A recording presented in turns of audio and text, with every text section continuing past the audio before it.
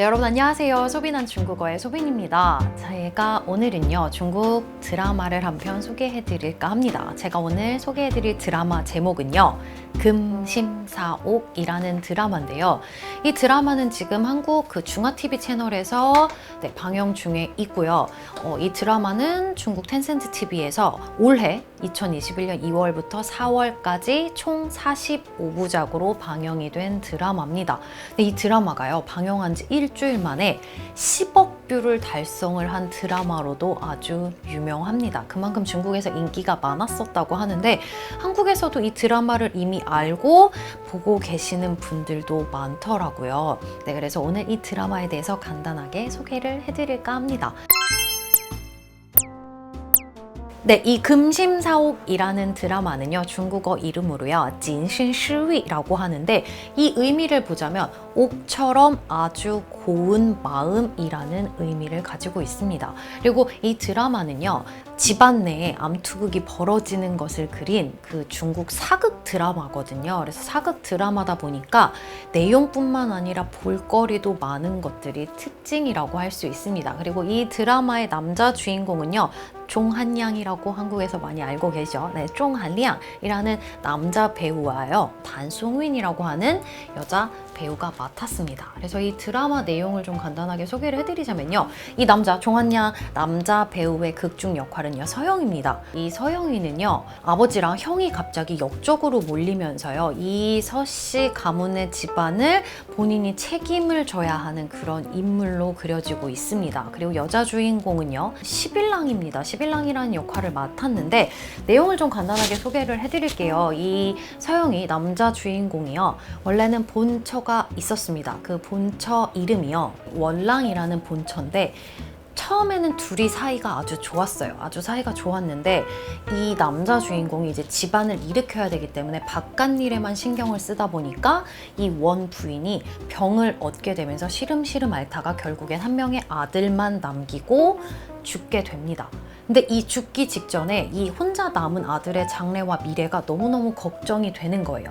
또 이제 다른 후처들이 자리를 치고 올라오면 혹시 내 아들이 밀리진 않을까, 이런 걱정 때문에 계략을 세우게 됩니다. 그래서 이 본처 원랑에게는요, 배다른 동생들이 여러 명이 있는데, 그 동생들 중에 한 명, 11랑을 그 본인의 자리에 앉히려는 계략을 꾸미게 됩니다. 근데 이 소식을 들은 11랑은 나는 이런 조건적인 정략 결혼을 하는 것을 원치 않는다라고 해서 이 혼인을 피하기 위해서 계속 여기저기로 피해 다니다가 갑자기 본인의 어머니가 의문사를 하게 되는 사고를 겪게 됩니다. 근데 이 본인의 어머니가 의문사로 인해서 죽었음에도 불구하고요, 이 집안에서 아무도 어머니의 죽음에 대해서는 파헤치려고 하지 않고 이거를 모두 덮으려고만 하는 것에 의구심을 갖게 됩니다. 근데 어머니가 죽으면서까지 손에 꼭 쥐고 있었던 천 한 조각이 있거든요. 그 천 한 조각을 보고 본인이 이것을 밝혀야겠다, 어떻게든 해결을 해야겠다라는 생각으로 이 혼인에 대해서 승낙을 하게 됩니다. 네, 그리고 이 남자 주인공에게는 또 그 말고도 여러 명의 후첩이 있는데, 그 첫 번째가 바로 교이랑입니다.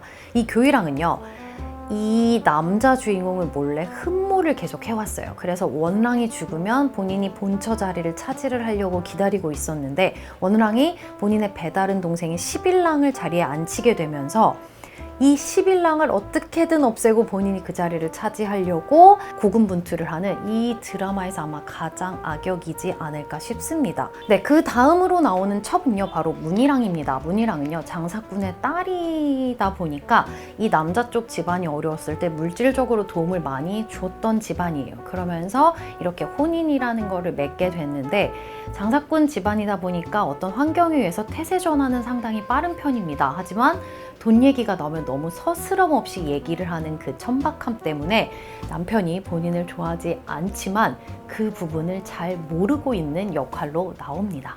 그리고 마지막 첩은요, 바로 진이랑입니다. 진이랑은요, 사실 원래 신분이 하녀 출신입니다. 그래서 하녀 출신이다 보니까 똑똑하기보다는 약간 무식한 부분이 조금 더 많아서 이 남자 주인공과 얘기가 잘 통하지 않는 부분 때문에 또 이 마지막 처백에도 남자 주인공이 본인의 생각이나 이런 것들을 쉽게 터놓지 못하는 그런 역할로 나옵니다.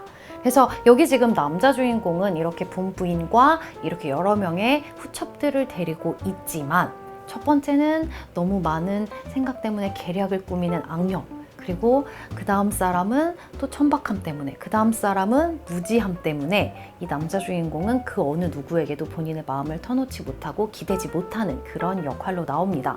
근데 이 11랑이라는 여자 주인공은요, 여자가 남자에게 기대기보다는 본인의 능력에 맞춰서 어떻게든 그 잘 살아야겠다라는 여성성을 대변하고 있는 캐릭터거든요. 그리고 이 여자 캐릭터는요, 아주 자수에 능합니다. 그래서 이 11랑이라는 여자 주인공이 어머니의 죽음에 대해서 어떻게 파헤칠지, 그리고 이러한 상황들을 어떻게 헤쳐나갈지는 드라마로 한번 확인을 해보시면 좋을 것 같습니다.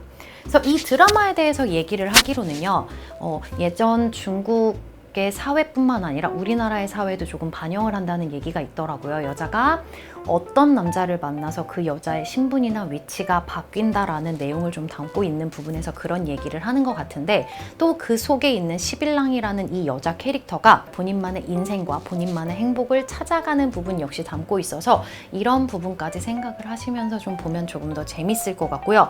역시나 사극이다 보니까요, 이 배경에 나오는 집이라든지 주인공들이 입고 나오는 옷들, 여러 가지 볼거리들이 많으니까요. 그런 부분까지 같이 한번 챙겨보시면 좋을 것 같습니다.